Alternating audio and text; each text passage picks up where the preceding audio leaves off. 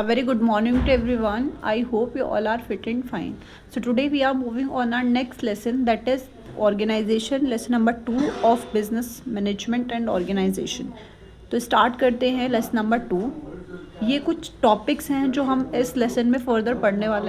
तो हम स्टार्ट करते हैं with the meaning of organization. Organization होता क्या है, हमने क्लास 12th में पढ़ा था कि ऑर्गेनाइजेशन एक वो पार्ट होता है मैनेजमेंट का जो हम सेकंड नंबर पर करते हैं आफ्टर दी प्लानिंग। जब हम प्लानिंग कर लेते हैं उसके बाद हम ऑर्गेनाइजेशन करते हैं, जहाँ पे हम अपने तीनों रिसोर्सेज को गेट टुगेदर करवाते हैं, उनका हम एफिशिएंसी से यूज़ करते हैं और उसको हम अपने कंपनी में एक एज अ प्रॉफिट की तरह यूज़ करते हैं। और जो हमारा मेनली मोटिव होता है वो हमारा ऑर्गेनाइजेशनल गोल को कंप्लीट करना होता है बाय द ऑर्गेनाइजेशन। तो अब हम आगे बढ़ते हैं, that is stakeholders outlook about organization. अब हम बात करते हैं स्टेक होल्डर्स होते कौन है। तो स्टेक होल्डर्स हमारी कंपनी में उसका रोल निभाते हैं, लाइक एंटरप्रेन्योर्स होते हैं। एक कंपनी में आपको पता होगा बहुत लोग होते हैं, that is entrepreneurs, customers, employees, उसके बहुत सारी कम्युनिटीज़ होती है अलग अलग। तो स्टेक होल्डर उन सबका एक मिक्सअप होता है जिसे हम एन इंडिपेंडेंट पार्टी बोलते हैं, जो हमारी कंपनी में एक वेरियस रोल को निभाता है एज अ वैरायटी की तरह और हर एक चीज़ पे वो आउटलुक करता है। अब हम इसके आगे बढ़ते हैं, आउटलुक ऑफ एंटरप्रेन्योर। अब एंटरप्रेन्योर जैसे कि जो मालिक है अपनी कंपनी का, उसका एंटरप्रेन्योर उसका आउटलुक क्या है हमारे ऑर्गेनाइजेशन पे। तो सबसे पहले हम पॉजिटिव नेगेटिव दोनों में आपको एक बार कॉन्टिन्यूटी देती हूँ कि सबसे पहले पॉजिटिव पे जाते हैं। तो पॉजिटिव में एंटरप्रेन्योर की साइड से क्या होगा कि स्टेबिलिटी होती है। स्टेबिलिटी मतलब स्थिरता होती है और अकाउंटेबिलिटी होती है उसकी एंटरप्रेन्योर की, कि वो होता है जवाबदेही हर चीज़ के लिए। और ग्रुप फंक्शनिंग होती है। हमें पता है कि हर एक मैनेजमेंट के हर एक पार्ट में ग्रुप बहुत इंपॉर्टेंट है, हर एक पार्ट में ग्रुप जो है वो बहुत ज़्यादा इंपॉर्टेंट रोल प्ले करता है। नेक्स्ट हम आते हैं स्किल इंटीग्रेशन। ये जो है वो एंटरप्रेन्योर पे आपको पता है बहुत सारे स्किल्स होते हैं और सबॉर्डिनेट्स जो होते हैं उनके पास बहुत सारे स्किल्स होते हैं, तभी वो कंपनी में काम करते हैं। तो यहाँ पे जो स्किल्स हैं ना वो सारे के सारे हम इंटीग्रेट करते हैं, एक जगह पर लेकर आते हैं, उसके बाद हम उनका यूज़ करते हैं एफिशिएंसी से। नेक्स्ट हम आते हैं क्रेडिबिलिटी। इस केस में जितने भी हमारे कंपनी में लोग काम कर रहे हैं वो सारे के सारे अपना जो कॉन्फिडेंस है वो सोसाइटी की तरफ एक जो है वो मोराल जो है वो अप करते हैं, जो कंपनी के लिए और सोसाइटी के लिए भी अच्छा रोल प्ले करते हैं। स्पेशलाइजेशन, आपको पता है कि ऑर्गेनाइजेशन में जितनी भी चीज़ें अगर एक ही तरीके से काम होगा तो स्पेशलाइजेशन तो हो ही जाती है। अब हम इसके नेगेटिव आउटलुक की तरफ बढ़ते हैं। तो नेगेटिव में सबसे मेन है रिजिडिटी होती है, मतलब एक बहुत ज़्यादा सख्तता होती है, बहुत जल्दी जल्दी चीज़ें चेंज नहीं हो सकती हैं, तो बहुत ज़्यादा प्रॉब्लम बहुत ज़्यादा कभी कभी क्रिएट हो सकती है एंटरप्रेन्योर की तरफ से। रिपीटेटिव होता है, एक ही चीज़ को आप बार बार करते हो, कोई भी रिकॉर्ड्स जो है वो ब्रेक नहीं होते हैं, तो वो कभी ना कभी प्रॉब्लम होती है कि एक ही चीज़ बहुत ज़्यादा बोरिंग हो जाती है करते हुए भी। नेक्स्ट आता है डिलेड आउटपुट। अब इसमें ऑर्गेनाइजेशन में आपको पता है कि हमें पहले प्लानिंग फॉलो करना पड़ता है, बहुत सारी चीज़ें फॉलो आउट करनी पड़ती है, तो वो कहीं ना कहीं डिले हो जाता है काम। अब हम आगे बढ़ते हैं और आते हैं कि एम्प्लॉयज़ का क्या आउटलुक है ऑर्गेनाइजेशन की तरफ। तो पहले सबसे पहले हम पॉजिटिव पे आते हैं, एम्प्लॉयज़ जो हमारी कंपनी में काम करते हैं। तो सबसे पहले तो होता है socialization. Socialization in the sense आप कह सकते हैं कि उनकी सोसाइटी में उनकी क्या रेस्पेक्ट है, सोसाइटी के टूवर्ड्स उनका क्या रोल है, that is the main concern for employees. उनकी एस्टीम नीड्स भी पूरी होनी चाहिए कि उनको सोसाइटी में वो सारी रिस्पेक्ट्स मिलनी चाहिए जो वो चाहते हैं। फिर आता है यूटिलाइजेशन ऑफ ह्यूमन रिसोर्सेज। ये तो बहुत ज़्यादा ऑब्वियसली बात है कि वो एम्प्लॉयमेंट दे रहे हैं, क्योंकि एम्प्लॉयज़ हैं तो एम्प्लॉयमेंट है उनके पास, तो ये जो है वो ह्यूमन रिसोर्सेज का यूटिलाइजेशन हो रहा है यहाँ पे। नेक्स्ट आता है हमारे पास एम्प्लॉयमेंट अपॉर्चुनिटीज़। एम्प्लॉयमेंट की अपॉर्चुनिटीज़ है तभी यहाँ पे ह्यूमन रिसोर्स काम कर रहा है ऑब्वियसली। नेक्स्ट आता है हमारे पास स्किल डेवलपमेंट। यहाँ पे अगर कोई भी है किसी के पास एम्प्लॉयमेंट है तो उसके पास उसकी स्किल्स हैं जो डेवलप हो रही हैं ऑब्वियसली। अब हम आते हैं थोड़े से नेगेटिव पॉइंट्स पर बात कर लेते हैं हम। यहाँ पे वर्कर की बहुत ज़्यादा एक्सप्लॉयटेशन करते हैं, इन द सेंस वर्कर से इतना काम करवाते हैं कि उसकी बहुत ज़्यादा हैरेसमेंट भी करते हैं। कई बार क्या होता है कंपनीज में बहुत ज़्यादा ऐसी खबरें होती हैं जिसमें कंपनीज में वर्कर्स को उतनी वेजेस नहीं मिलते पर उनकी हैरेसमेंट ज़्यादा होती है। फिर नेक्स्ट आते हैं अब हम आगे बढ़ते हैं outlook of community about organization. समाज का क्या आउटलुक है ऑर्गेनाइजेशन की तरफ। तो सबसे पहले पॉजिटिव पढ़ते हैं कि यहाँ पे इकोनॉमिक यानी कि सस्ताई ज़्यादा हो जाती है, ठीक हो जाती है, यहाँ पे लोग काम अच्छे से कर लेते हैं, रिसोर्सेज का यूटिलाइजेशन होता है, दैट इज़ मेन पॉइंट। आगे बढ़ते हैं, ह्यूमन स्किल डेवलपमेंट भी होता है, हम ऊपर पढ़ते हुए आई हैं। नेगेटिव में आते हैं। नेगेटिव में आप ये मान सकते हैं कि जो कंपनीज़ हैं आजकल वो क्या होता है कि अनएथिकल बिजनेस चलाती हैं, जिससे कि क्या होता है कम्युनिटीज़ में भी प्रॉब्लम कई बार क्रिएट हो जाती हैं। तो वो कहीं ना कहीं प्रॉब्लम करता है। एंड नेक्स्ट पॉइंट आप ये कह सकते हैं कि अनएथिकल बिजनेस चलाते हैं लोग अनएथिकल तरीके से, ख़राब तरीके से, तो वो भी कहीं ना कहीं प्रॉब्लम्स क्रिएट करते हैं। अब कंज्यूमर्स के बारे में बात कर लेते हैं। कंज्यूमर्स का क्या आउटलुक होता है? सबसे पहले रिसोर्स मैनेजमेंट, रिसोर्स का बहुत अच्छे से मैनेजमेंट हो जाता है। इनिशिएटर जो पैसा स्टार्टिंग में लगाते हैं तो वो भी कहीं ना कहीं अच्छे से हो जाता है आउटलुक में, कि पैसा थोड़ा थोड़ा लगा देते हैं लोग तो सही रह जाता है। सेटिस्फेक्शन मिलती है सबको, कंज्यूमर्स को जो काम कर रहे हैं उन्हें सेटिस्फेक्शन मिलती है। अब नेगेटिव पे बात करते हैं अगर हम, तो हम अब अपने सबसे मेन पॉइंट की तरफ बढ़ते हैं, that is scope of organization. Organization का स्कोप क्या है? तो सबसे पहला है फाइनेंस। फाइनेंस जो होता है वो हैंड इन हैंड में काम करता है ऑर्गेनाइजेशन के साथ। हर एक फाइनेंशियल रिसोर्सेज जो है वो यूज़ होते हैं हर एक ऑर्गेनाइजेशन में, that is the main point. Next हम आते हैं साइकोलॉजी। साइकोलॉजी जो है वो पीपल के आउटलुक से, पीपल के बियॉन्ड से बनी हुई है। तो हमें पता है कि लोग क्या सोचते हैं, हम उसके बिहेव पे ज़्यादा काम करते हैं, लोगों के बिहेवियर से काम करते हैं ऑर्गेनाइजेशन में ज़्यादातर। नेक्स्ट आते हैं हम sociology. Sociology in the sense आप कह सकते हो सोसाइटी, समाज, आपका सोशल स्ट्रक्चर क्या है, तो उसके बिहाफ पे भी हमें कुछ काम करने होता है, एम्प्लॉयमेंट वगैरह देनी होती है जिससे हमारा समाज खुश रहे, तो हमारी कंपनी ऑब्वियसली आगे बढ़ेगी।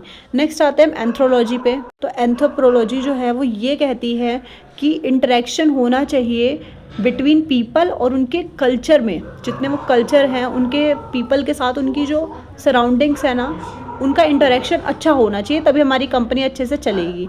नेक्स्ट आते हैं हम अपने इकोनॉमिक पे। तो इकोनॉमिक और ऑर्गेनाइजेशन जो है वो इनएक्सटेबिलिटी लिंक्ड होते हैं आपस में। इनका भी काम डिस्ट्रीब्यूशन का होता है, प्रोडक्शन का होता है, जो भी ऑर्गेनाइजेशन से लिंक होते हैं। नेक्स्ट आते हैं हम टेक्नोलॉजी पर। टेक्नोलॉजी तो डायरेक्टली ही लिंक होती है ऑर्गेनाइजेशन से। टेक्नोलॉजी जितनी अपग्रेड होगी हमें भी अपने ऑर्गेनाइजेशन को उतना ही ज़्यादा अपग्रेड करना पड़ेगा as per the innovations ideas. हम आते हैं इंजीनियरिंग पर। इंजीनियरिंग जो है वो इन्फ्लुएंस करती है ऑर्गेनाइजेशन बिहेवियर को। जितनी भी चीज़ें वेल डिज़ाइंड होनी चाहिए, जॉब डिज़ाइंड होनी चाहिए, लेबर रिलेशंस अच्छे होने चाहिए, तो दैट इज़ डिपेंडेंट है ऑर्गेनाइजेशन। अब नेक्स्ट आते हैं हमारे पास फॉर्म्स ऑफ ऑर्गेनाइजेशन कितने होते हैं। ये हमने पूरी 12th में पढ़ा और हम LLP में भी पढ़ते हुए आ रहे हैं। तो 5 टाइप के होते हैं फॉर्म्स ऑर्गेनाइजेशन के। सबसे पहला है सोल प्रोप्राइटरशिप, जो हम पढ़ते हुए आ रहे हैं कि किस तरीके से हम सोल प्रोप्राइटरशिप कर सकते हैं। एक बंदा है जो पूरे के पूरे कंपनी को चलाता है, पूरे का पूरा बिजनेस चलाता है, उसके ऊपर प्रॉफिट लॉस सब कुछ उसके ऊपर होता है। नेक्स्ट आते हैं हम पार्टनरशिप पे। जब 2 या 2 से ज़्यादा लोग मिल करके पार्टनरशिप खोलते हैं, वो उसके स्वामी होते हैं और वो आपस में लॉस प्रॉफिट सब कुछ शेयर करते हैं। नेक्स्ट आते हैं हम कॉपरेशन। क्या होता है कॉपरेशन? जो है वो समथिंग न्यू है आपके लिए। तो कॉपरेशन में क्या होता है कि कोई भी एक पर्टिकुलर या कोई भी एक नॉर्मल जो पर्सन जो है वो कोई भी नहीं होता है मालिक। वहाँ पे अगर कोई भी लेबल है डेट्स को पे करने के लिए, तो वो लॉ पे डिपेंड करता है। ये लॉ के द्वारा ही पूरी की पूरी जो कॉपरेशन है वो चलती है। ये आपको ज़्यादा डीप में सोचने की ज़रूरत नहीं है, ये सिर्फ आप इतना जान लीजिए कि कॉपरेशन जो है वो लॉ ही एस्टेब्लिश करती है सब कुछ। अब हम आते हैं एस कॉपरेशन पे। भी थोड़ा आपके लिए नया है। एस कॉपरेशन भी जो है वो एक टाइप होता है कॉपरेशन का। उसके अंदर क्या था कॉपरेशन में कि हाँ वो पर्सनली नहीं लेगा, वो लॉ के ऊपर डिपेंड करेगा कि वो लिएबल है डेट्स पे करने के लिए नहीं, पर इसके अंदर क्या होता है कि वो ट्रांसफ़र कर सकता है अपने लॉस प्रॉफिट्स एंड ऑल। अब ये कुछ क्वेश्चंस आते हैं आपके पास, इसको आप एक बार करिएगा, उसके बाद नीचे आपके इसका आंसर्स भी, तो उसके बाद इसके आंसर्स मैच कर सकते हैं। अब हम आते हैं बिजनेस फॉर्मेट्स पे। कुछ नए टर्म्स हैं जो आपको यहाँ पे पढ़ने हैं, दैट इज़ बिजनेस फॉर्मेट्स। तो बिजनेस फॉर्मेट्स जो है वो हमारे 3 तरीके के होते हैं, that is business and motor organization, second है हमारे पास ब्रिक एंड क्लिक ऑर्गेनाइजेशन, और थर्ड वन है हमारे पास क्लिक ऑर्गेनाइजेशन। तो सबसे पहले हम बात करते हैं ब्रिक और मोटर ऑर्गेनाइजेशन होता क्या है। ये वो स्ट्रक्चर होता है जहाँ पे हम नॉर्मल दुकानों पे जाकर कोई भी चीज़ खरीदते हैं, ऑर्गेनाइजेशन में जाकर फेस टू फेस बातचीत करते हैं, वो होता है ब्रिक एंड मोटर ऑर्गेनाइजेशन। इसके कुछ बेनिफिट्स हैं, आप खुद भी समझ सकते हैं कि बेनिफिट्स, हम जाते हैं दुकान पे तो क्या बेनिफिट्स हो सकते हैं। यहाँ पे हमें फेस टू फेस बातचीत होती है, परचेज सपोर्ट होता है, हमने खरीदा तो उनके पास प्रूफ है कि हम आए थे यहाँ पे, कम्युनिकेशन अच्छा होता है, क्रेडिट फैसिलिटी भी होती है अच्छी खासी, पेमेंट हम कर सकते हैं by the phone, by the 1-to-1, और कस्टमर रिलेशन भी अच्छे होते हैं, फास्टर होती है, भाई हमने गए वहाँ पे डायरेक्ट सामान खरीद के आ गए। डिसएडवांटेज होते हैं कुछ, जैसे कि हायर ज़्यादा पैसे ज़्यादा चार्ज करते हैं, वो लिमिटेड होता है कि हम लिमिटेड ऑफरिंग है, हम गए दुकान पर उनके पास अवेलेबल नहीं है तो फिर नहीं है। ऑलराइट, उसके बाद हम आते हैं कि ब्रेक और क्लिक ऑर्गेनाइजेशन क्या होता है। ये थोड़ा सा अच्छा है, इंटरेस्टिंग है कि हमने सुना है कि हमने कई बार देखा है कि कुछ कुछ दुकानें ऐसी होती हैं जिनका हम ये एग्जिस्टिंग परपेचुअल कहीं और है, बट वो वहाँ पर भी काम कर रहे हैं। लाइक उनका जो वेबसाइट्स हैं, कुछ उनके ऑनलाइन फॉर्म्स हैं, वो भी वहाँ पे काम करते हैं, और उनकी और जो दुकान है वो उनकी कहीं और है, पर वो काम हर जगह करते हैं। तो ये बहुत सारे आजकल तो बहुत ज़्यादा फैल रहा है। तो इनके कुछ फ़ायदे हैं, दैट इज़ एसेबिलिटी है, एसेसिबिलिटी यानी कि फैलना, यानी कि बहुत ज़्यादा एक्सट्रैक्शन है इनका। ब्रांड गुडविल अच्छा होता है इनका, ऑनलाइन होता है, फिजिकल प्रेजेंस भी होता है। ये दोनों अच्छी चीज़ें, ऑनलाइन भी काम करता है, फिजिकली भी काम करते हैं। कस्टमर रिलेशंस अच्छे हो जाते हैं। अब कुछ डिसएडवांटेजेस भी हैं कि वो लोग कॉस्ट ज़्यादा रखते हैं। ये तो ऑब्वियसली है कि वो कहीं और बना रहे हैं, कुछ और काम कर रहे हैं, तो कॉस्ट तो हाई रखते हैं ये। और ब्रांड हम कुछ भी श्योर नहीं होते हैं, कुछ लैक ऑफ कम्युनिकेशन भी बहुत ज़्यादा होता है यहाँ पे। अब हम आगे बढ़ते हैं क्लिक की तरफ। क्लिक ऑर्गेनाइजेशन मतलब कि कुछ भी उनका परपेचुअल एग्जिस्टेंस नहीं है, ओनली ऑनलाइन काम चल रहा है। आपने बहुत कहीं देखा होगा कि आपके पास कुछ फ़ोटोज़ वगैरह आती हैं इन चीज़ों की कि आप मुझे व्हाट्सएप पे मैसेज करिए, हम ये वाला एड्रेस आपके लिए भेजेंगे या कुछ भी। तो ये तो सिर्फ ऑनलाइन काम चलता है, कोई भी एग्जिस्टेंस नहीं होती है दुकान की। तो इसके कुछ बेनिफिट्स हैं, दैट इज़ बहुत कॉस्ट कम आती है। मैं आपको ऐसे बताती हूँ, कॉस्ट बहुत कम आती है, दुकान नहीं है, कुछ भी आपका खर्चा नहीं है। ग्लोबल कवरेज जो है वो ज़्यादा होती है, ऑनलाइन कवरेज। तो ये बहुत ज़्यादा आप पढ़ सकते हो यहाँ पर, ये बहुत ज़्यादा इजी टर्म्स है, तो आप इसे खुद कर सकते हो। डिसएडवांटेजेस तो बहुत सारे हैं, कुछ भी परपेचुअल एक्सिस्टेंस नहीं है, प्राइवेसी नहीं है कुछ भी, कि आपने गूगल पे कुछ भी डाला, आपने ऑनलाइन सब कुछ डाल रखा है, कोई भी आपको हैक कर सकता है, कैच कर सकता है। तो बहुत सारे डिसएडवांटेज बहुत बनते हैं इसके। तो आप इसे एक बार कर लेना, थोड़ा इंपॉर्टेंट है ये तीनों टर्म्स। यहाँ पे इसके डिफरेंस आ रहे हैं कुछ, जो आप एक बार ज़रूर कर लेना। एग्ज़ाम में क्या होता है कि कहते हैं सारे याद मत करना, एक बार सिर्फ पढ़ना। एग्ज़ाम में कभी भी नहीं आएगा कि आप इसको बताओ, आप इसको पूरा का पूरा एक्सप्लेन करो। सिर्फ आप इन तीनों को, इनके डिफरेंसेस को आप एक बार सिर्फ पढ़ना ओनली, और एक बार ऑन द बेसिस किस पे बातचीत हो रही है तो उससे आप एक बार सिर्फ गो थ्रू करना, ज़्यादा कुछ घुसने की उसके अंदर ज़रूरत नहीं है, एक बार पढ़ लेना सिर्फ। अब इसके नीचे आप देखेंगे कि यहाँ पर इसको आप अच्छे से, मैं तो कहूँगी कि एक बार इसे अच्छे से आप बेसिस के थ्रू पर अच्छे से कर लेना, और इम्पॉर्टेंट है, बहुत इजी है, तो आप कर लोगे। ये कुछ क्वेश्चंस आ रहे हैं, इसको आप ज़रूर अटैम्प्ट करा करो, जो क्वेश्चंस मैं आपको देती हूँ ना उसको ज़रूर करा करो, ठीक है, बहुत इंपॉर्टेंट है। नीचे आंसर्स भी हैं, पहले कर लेना, फिर आंसर्स मैच करना। अब हम अपने सबसे इंपॉर्टेंट टॉपिक की तरफ बढ़ते हैं, that is e commerce. E commerce तो आप लोग बहुत ज़्यादा जानते होंगे कि ई कॉमर्स होता है क्या है, दैट इज़ इलेक्ट्रॉनिक कॉमर्स। आजकल जो बिज़नेस चल रहा है हमारी कंट्री में, हद से ज़्यादा, मतलब आप ये समझ सकते हो कि 70% ये कवरेज है। आज का डेटा मैं आपको बताती हूँ, 70% ई कॉमर्स बिज़नेस हमारी कंट्री में रन हो रहे हैं। क्योंकि यहाँ पर बहुत सारे फ़ायदे भी हैं, नुकसान भी बहुत है, मैं आपको भी बताती हूँ नीचे ही। तो ये 4 तरीके के इलेक्ट्रॉनिक बिज़नेस, जो यूट्यूब पर बिज़नेस हो गया, या जितने भी मीडिया से बिज़नेस करे जाते हैं, ऑनलाइन बिज़नेस जितने करे जाते हैं वो। अब इनके कुछ टाइप्स हैं, 4 तरीके के होते हैं, that is business to B2B, B2C, C2C और C2B। आप 12th में पढ़ चुके हैं, लेकिन मैं तब भी आपको बताती हूँ। B2B यानी कि बिज़नेस से बिज़नेस, जो बिज़नेस बना रहा है बिज़नेस को ही वो बेच रहा है सिर्फ। तो ये तो कई क्या होता है कि कुछ दुकानें दुकानदार को ही सामान देते हैं, that is business to business.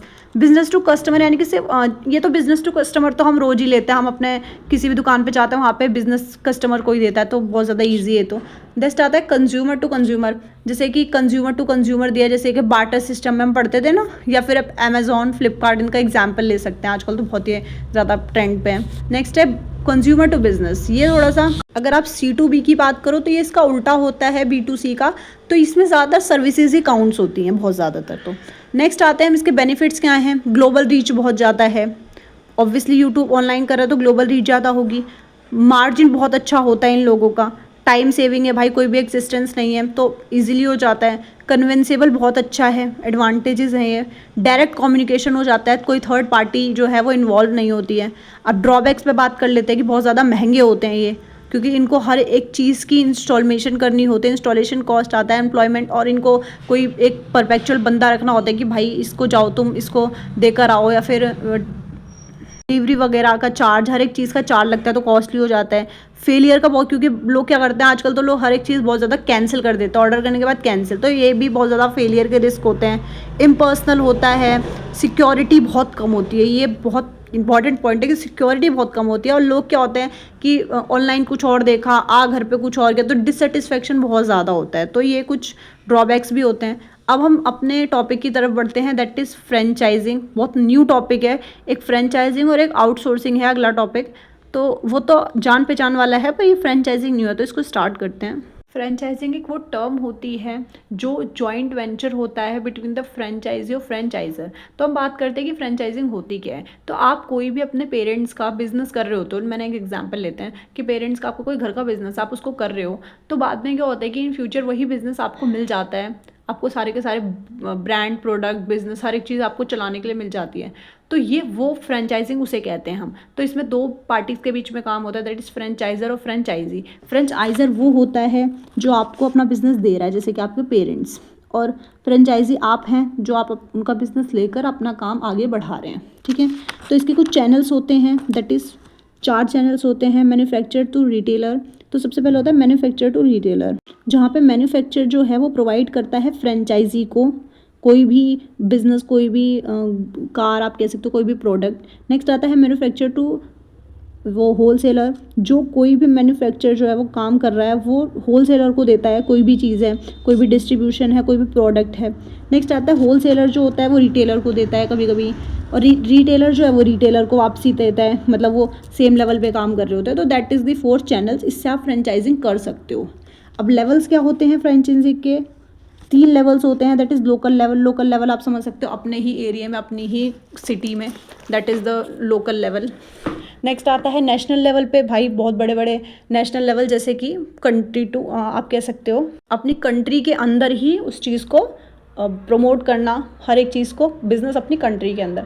और ग्लोबल लेवल वो होता है जहाँ पे हम कंट्री टू कंट्री, यानी कि अपनी इंडिया से ऑस्ट्रेलिया कर रहे हैं, अमेरिका कर रहे हैं, that is called global level. अब आते हैं कि लोकेशन क्या है, लोकेशन किस तरीके से चूज़ करते हैं हम। तो सबसे पहला आता है हमारे पास competent franchise. Competent a kind of competition होता है, जो जहाँ पे कंपटीशन देखते हैं हम वहाँ पर जाते हैं। नेक्स्ट आता है फ्रेंचाइज, जहाँ पे फ्रेंचाइज एक्सपर्टीज़ का सपोर्ट होता है, वहाँ पर ज़्यादातर अपना बिजनेस को ऑपरेट करने की कोशिश करता है। ब्रांड की रीच जहाँ पर ज़्यादा होती है, दैट वाज द लोकेशन, की जहाँ पे कोई भी चीज़ की ब्रांड की नीड ज़्यादा होती है। नेक्स्ट आते हैं बेनिफिट्स, तो बहुत होते हैं, आप एक बार इसके बेनिफिट्स खुद देख लेना, बहुत इजी हैं, आप अच्छे से समझ जाओगे। और ड्रॉबैक्स क्या हैं ये भी आप एक बार इसे पढ़ लेना, आप इसको ज़रूर अच्छे से गो थ्रू करना, इंपॉर्टेंट नहीं है खास, बस फ्रेंचाइजिंग क्या होता है और इसके चैनल्स ज़रूर कर लेना आप लोग, बहुत ही इंपॉर्टेंट है वो। आप ये मान लो कि उसमें से क्वेश्चन ज़रूर आता है, तो आप इसको एक बार ज़रूर करना। बाकी इसको अगर आप एडवांटेज डिसएडवांटेज को आप एक बार नहीं भी करोगे या फिर एक बार सिर्फ पढ़ लोगे तो दैट इज़ इनफ। अब हम डायरेक्ट बढ़ते हैं आउटसोर्सिंग की तरफ। आउटसोर्सिंग क्या होती है? आउटसोर्सिंग वो टर्म होती है जहाँ पर 2 बिज़नेस इन्वॉल्व होते हैं और एक बिज़नेस जो है वो दूसरे बिज़नेस पे डिपेंड होता है और दूसरा बिज़नेस पहले बिज़नेस पे डिपेंड होता है, दोनों मिलकर के काम करते हैं। यहाँ पर एक बिज़नेस जो है वो टास्क को परफॉर्म करता है, हैंडल करता है, सारे के सारे सर्विसेज देता है, और दूसरा जो बिज़नेस होता है वो उस बिज़नेस को रीच करवाता है through all over the country, through all over the India, आप मान सकते हैं। तो ये होती है आउटसोर्सिंग। अब आउटसोर्सिंग के कुछ क्लासिफिकेशंस यहाँ पे दे रखे हैं, जैसे कि प्रिंट एंड मॉल आउटसोर्सिंग, जहाँ पे प्रिंट होता है, मेल्स वगैरह, जिससे हम प्रिंट से काम करते हैं। मेल्स तो एक कंपनी जो है वो प्रिंट और मेल करेगी और दूसरी कंपनी क्या करेगी, उस चीज़ को लोगों में बताएगी। दूसरी है हमारे पास मार्केटिंग आउटसोर्स, हम समझ सकते हो कि मार्केटिंग करना लोगों में। तीसरी है नॉलेज प्रोसेस मतलब लोगों के माइंड में उस चीज़ को लाना और उस चीज़ के बारे में नॉलेज भी गेन करना। नेक्स्ट है हमारे पास बिजनेस प्रोसेस। बिजनेस ऑब्वियसली आप पूरा बिजनेस ही पढ़ते आ रहे हो, तो बिजनेस करने के लिए हम सारी की सारी आउटसोर्सिंग करेंगे। अब बेनिफिट्स क्या है इसके, बहुत ईजी, मतलब आप इसको खुद भी आप एज अ ले सकते हो कि असिस्टेंस होता है यहाँ पे, बहुत ज़्यादा पर्सनल फैसिलिटीज़ भी बहुत सारी होती हैं। इनोवेशंस, क्रिएटिविटी बहुत ज़्यादा बढ़ती है यहाँ पे, कि एक बंदा कुछ कर रहा है तो दूसरा उसको कर रहा है, तो दोनों की दोनों क्या होंगी, इनोवेशंस, नए नए तरीके भी आएंगे और क्रिएटिविटी भी बढ़ेगी। फोकस ऑन कोर कॉम्पिटेंस, इस पे क्या होगा कि हम इजीली जो है वो हम ट्रेंड्स पे ज़्यादा फोकस करेंगे, जो ट्रेंडिंग में चीज़ें चल रही होंगी हम उसको ही करेंगे कि लोग जो है वो जल्दी जल्दी उसे कैप अप करें। नेक्स्ट है नॉलेज अबाउट, अब इससे क्या होगा कि हमें कस्टमर्स की बिहेवियर का नॉलेज होगा ज़्यादा अच्छे से। नेक्स्ट आते हैं हम डिसएडवांटेजेस क्या हैं। यहाँ पर क्या होगा, कंपटीटर का जो कंपटीटर होगा हमारा उसका बेनिफिट होगा बहुत ज़्यादा। अगर डेटा आपकी तरफ से कुछ भी लॉस हुआ तो कंपटीटर का बहुत अच्छा बेनिफिट हो जाएगा। जॉब की बहुत ज़्यादा इनसिक्योरिटी होती है, यहाँ पे कुछ भी सिक्योर नहीं है। हार्म होता है कंपनी की इमेज, अब भाई बहुत ज़्यादा अनस्टेबिलिटी होगी तो कंपनी की इमेज भी हार्म होगी। तो ये कुछ, और यहाँ पर आपको ना डिफरेंस दे रखे हैं बिटवीन द ऑर्गेनाइजेशन और मैनेजमेंट बहुत ही इंपॉर्टेंट है, आप मान सकते हो। तो आप इसको ज़रूर एक बार कर लेना, मतलब सिर्फ कर लेना और गो थ्रू कर लेना। और यहाँ पे कुछ इंपॉर्टेंट क्वेश्चंस हैं, जैसे कि हर बार मैं आपको बताती हूँ कि इंपॉर्टेंट क्वेश्चंस हैं, आप इन्हें ज़रूर करना। और यहाँ पर समरी दे रखी है, ऑब्वियसली आप पूरा चैप्टर करने के बाद एक बार समरी पढ़ लेना। और ग्लोसरीज हैं यहाँ पे कुछ, जो हम पूरा चैप्टर पढ़ के आए हैं उसका एक टर्म दे रखी है कि शॉर्ट नोट्स में क्वेश्चन आ जाता है, तो ज़रूर इसे पढ़ लेना। वैसे आपने ऊपर पढ़ रखा है तो नीचे आप सिर्फ एक बार पढ़ के छोड़ देना। जो क्वेश्चंस मैंने आपको ऊपर दिए थे उनके आंसर्स दे रखे हैं, आप इसे एक बार देख लेना। और ये कुछ इंपॉर्टेंट 11 क्वेश्चन है, ज़रूर करके जाना एग्जाम से पहले। All right. और अगर आपको वीडियो अच्छी लगी हो, आपको यूज़फुल लगी हो, तो प्लीज़ लाइक करना, कमेंट करना, शेयर करना और subscribe the channel please. Thank you everyone.